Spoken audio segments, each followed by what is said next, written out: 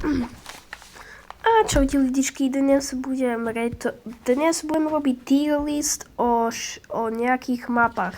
Takže máme tu 6 map. Letisko, Homestead, Backrooms, Facility 0, Haunted Mansion a Knižnica. Takže poviem vám, čo to znamená. Skvelé, to je úplne najlepšie, málo skvelé. Je to skoro ako skvelé, ale je to dobré stále. Dobré, to je ešte blbé, blbé trošku, už to začína byť sračka, ale je to trošku ešte dobré. Hovno, to už je zlé. Kakandel, najhoršia mapa v živote.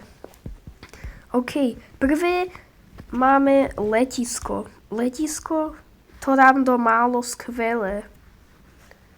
A Homestead, to dám do dobrého. Pamätajte si, toto je, čo si ja myslím, takže prosím, rešpektujte, čo si myslím. Backrooms,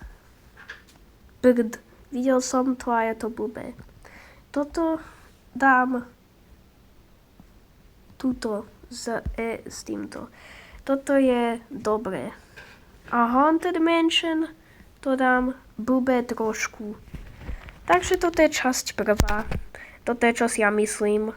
Žiadne nebolo kakandel a žiadne nebolo skvelé.